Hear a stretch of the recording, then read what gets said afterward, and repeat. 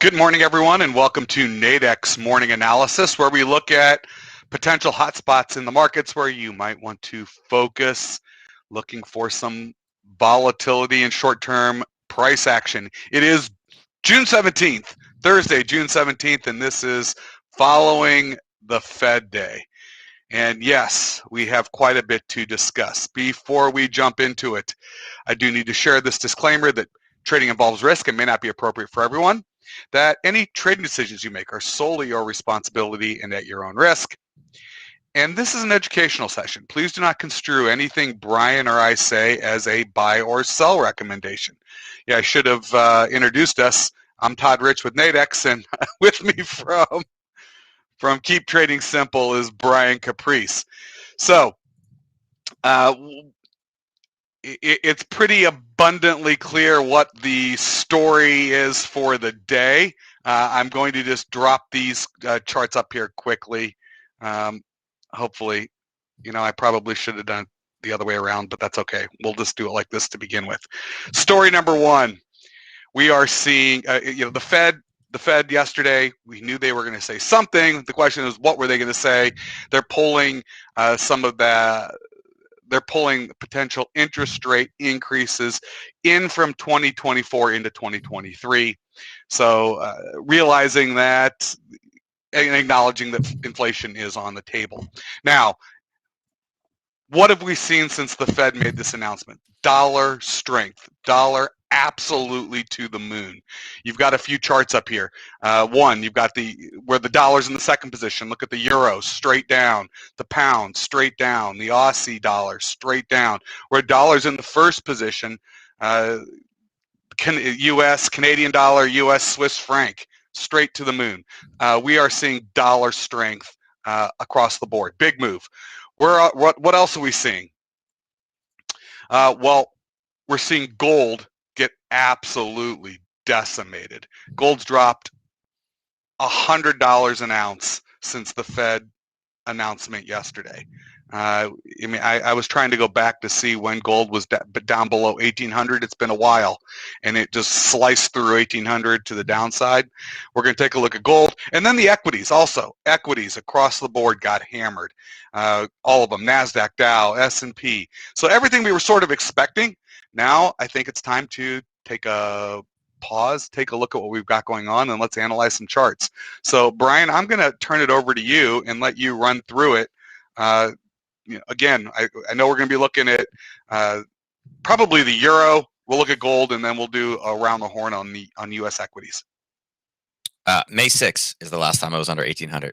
I was like, it wasn't that long ago. It was only May 6th.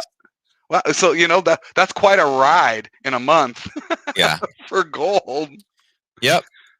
So which one? I'm sorry. Which one did you cover first? I pulled gold up, and you said euro first. I thought let's talk about the dollar first. Right. So the dollar strength across the board. I think it makes the most sense before we get into gold. Yeah, I mean, here's a dollar index. We know it's not tradable. My lack of enthusiasm for this one, we knew exactly what it was going to do. So it was kind of one of those things that if you didn't get into this one, I don't know what to tell you guys. We've been warning you for the last 2 or 3 weeks that this was big. All week, I told you that it was going to go higher. Yesterday, we mentioned it as well. Look for this one to go long. And again, it was about finding opportunities. We're in the top third, but again, we were looking for this to spike. And again, you can see that it really did nothing, right? It started to form a little bit of a bottom and then exploded higher. There will be a retracement into this. Remember, starting to talk about all these taperings. The reason why it jumped so much is because they moved one of the forecasts forward, and they actually said we will have 2 raises out in 2023. That's one of those things that as soon as you have certainty around something, that's where the markets tend to move and adjust because of it. And there was some statements in there, and there's a number of different out here. This is one from PIMCO. You guys all know who PIMCO is. But some of the things they talked about, and again, when they're saying, it's very easy. They touched on the inflation is still transitory, but we did get some data in there, which is the reason why gold is going down. They actually gave us what their kind of forecast is and what's acceptable for them. They said transitory, and everybody expected that kind of meant like 2.5. They're saying it's actually 3%. So they're expecting 3% is what's normal. They're not taking any stance or moving anything or changing any plans until we get to that 3%. And we're not quite there yet. But before in March, they had projected a 2.2. So for the Gold Hawks out there, it's kind of like, wah, wah, wah. We thought we were right at it, where we're going to be higher than inflation than expected.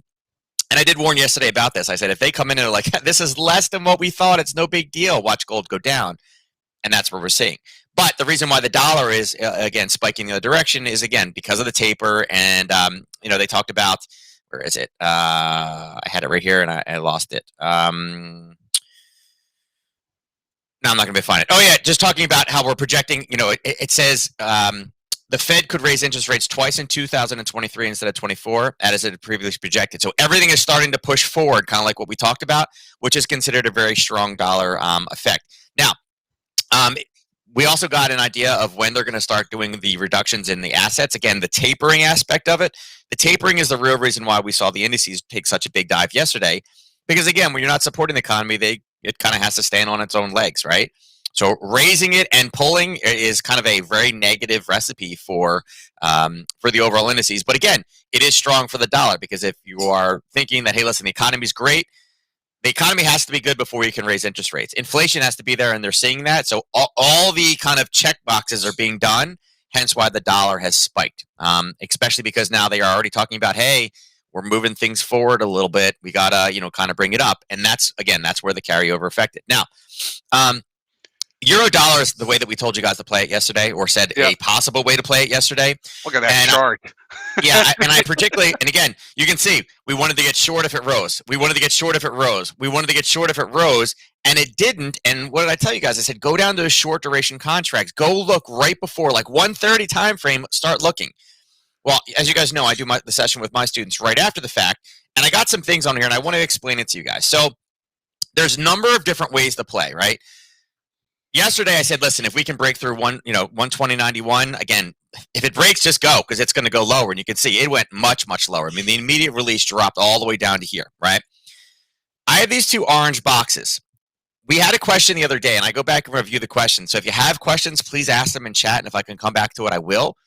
We were asked a question about call spreads, because not many people talk about call spreads. I like call spreads. I think that the call spreads are kind of like a hidden gem right now. The spreads don't seem to be as jacked as some of the other things. It's kind of like whatever the flavor of the month is, the spreads get huge.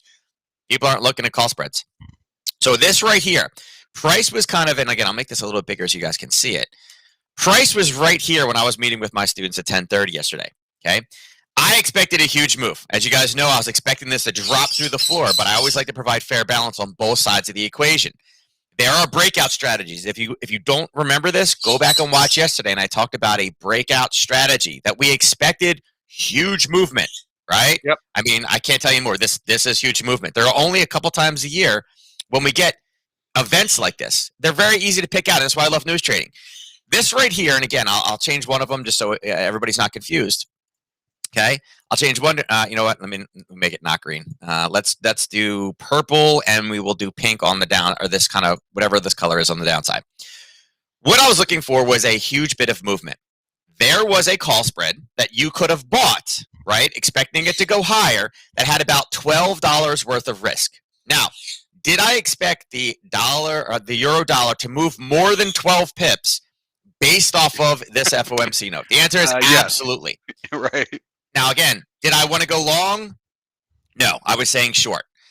The pink box, is the same exact trade to the downside. It had $12 worth of risk. Now, could I have taken both of those trades and had $24 risk? Yeah, I mean, both sides. It could have done absolutely nothing. I could have gotten, and you got $24. If it didn't move anything, right? But if it goes down, remember, that's where you start making money, right? Well, do you think this moved more than 24? Yeah, I mean, hold on, just in the first two candles, right? In the first hour. So even if this was a 2-hour binary, in the first hour, it moved 106 pips to the downside. Yep. So even if you talk about the risk to reward ratios, that's what you could have done. Now you may say, well, I don't really know how to play call spreads. There's binaries. Okay, so I did the same exact thing. You know what I did?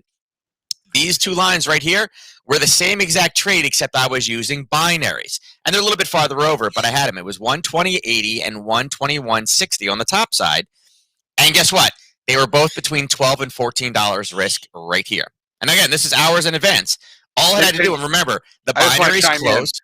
I just want to chime in. And the way that works is you buy the upper one, so you're buying an out of the money one for very little money, and you sell the bottom one. You sell the in the money one, and you're going to be selling it for, it's going to be a high price. It was you said 12, so it was trading around 88. Yeah, it was. Yeah, this one was 88. Yep, and this one was like 13. It was fluctuating between 12 and 14. Yeah. So during this, when it started to pop, it went up to 14, and then like immediately when I started talking about it originally, it was 12. Yep. So worst case scenario goes right in the middle, guys. You lose $24. Okay, $25 if it does nothing. Did I expect more? And again, all it needed to move, and again, this is why you understand the different products. It needed to move 34 pips. An FOMC meeting where they're talking about interest rates. Again, do you know your history? Is it gonna, or does it have the potential to move more than 34 pips? Absolutely. Yep. Okay. So again, even taking both of these, right? At the end, it's whether you get paid $0 or $100 per contract, right? $25 risk on this one. Your payout is $75. That's a 1 to 3 risk to reward ratio. Was it a difficult trade setup? No. Right? So again, spot traders had to wait for it to break through to get confirmation. It was doing nothing, but again, this is why understanding news releases are so important. So now the big question is now, what do we do with the euro now? So look, does the dollar give back some of this strength? Do we see a retracement? What are you seeing here? Yeah, unfortunately, right now there's European news talking about it's going to take a while to recover. Europe's not in the greatest situation. Yeah, there will be a retracement, but right now it's probably more of a hangover day. You can see we are approaching the lower levels here, and there's some buyers that are probably going to slow this down. But remember, too, when we talk about news trading and we talk about parabolic retracements, there are certain times where I'm not looking for the retracement. One of them is a fundamental change in the way that the economy is working. An interest rate change is typically a fundamental change. So yeah, do I expect some type of a retracement? Sure. Do I expect it to go all the way back up to the origin of the move? Not really. We're going to need new factors. Now, if the European Union says they are going to start tapering and they are looking at raising interest rates, then yes, that is where you're going to see somewhat of a retracement higher. But right now, I was going to say, we don't really see, this is an area that's been hit multiple times. We had a small little level come in, really kind of where we're at right now. So, there are small areas of buyers, but again, we don't hit an extreme range until we get down to this 117 area. And I would say probably there's a small area here that I like it, that it's a bit cleaner. And again, I don't need to use this color. We'll just change it back to green. It's around 117.95. And again, that's at the 118. It will require about another 130 pips down. Today's data didn't necessarily help as much as it could have. But again, every day is not going to be a great day. I would say, it's probably one that the way that you're going to find a reversal in this one is to see where the basing is happening. We don't have it yet. We're still kind of in a healthy down draw. And again, the European market opened right. Actually, this is midnight right here. Right there. So you can see, again, European data was bad. They stepped in and boom, hit it some more. Yeah, so we got some room to run on this one still, I think. The next big pop, you can see there was a spike off of this, is probably down into the 1875-ish level. You can see that level has been supported a few times. Boom, boom, boom, boom, boom. A couple hits, but not necessarily clean. The first clean hit is really, whoops, I didn't want to move that one. I want to move this one. Probably up around 1810. I would say 1810 is probably the next decent reversal. And I'll tell you right now, it's going to be a hangover day today. I wouldn't be surprised if, again, if we drop another 50 pips today, maybe a couple more tomorrow, that we start looking for, maybe some type of reversal Sunday night, Monday morning, maybe where it goes to. It's really going to depend on the news. And again, right. Tomorrow we have really no news. So it's just going to be the end of the week. Well, let's cover a couple of other things quickly, because I know we're coming up on our time. I thought we could take a peek at a gold chart. This one is. And gold, we know what the problem is. The Fed just put that 3% target, which is higher than anybody expected, which means they don't see this inflation at all. They're like, oh no, it should be higher than this right now. That's a bad recipe for gold. Now, will it find buyers? Yeah, probably around 1770-ish level. As I said, right now, silver is moving double. Silver, gold is down 1.44. Silver is down 2.33. So not quite double, but not far off either. I mentioned that yesterday as well, and we were hoping that they were going to acknowledge it in the other direction.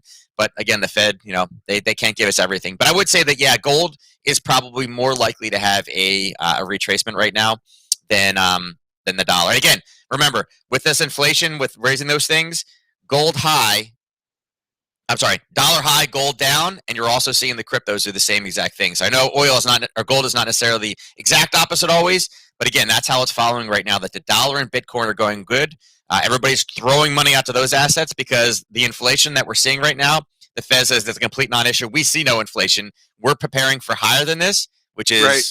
the opposite. And again, remember, be very cautious with where you get your insight from because, again, remember, silver right now, silver is trading lower than some of the levels that we liked before. It actually came down, popped, and went lower. We're 26.30. Remember, Reddit was supposed to take this to $100 by the end of the year.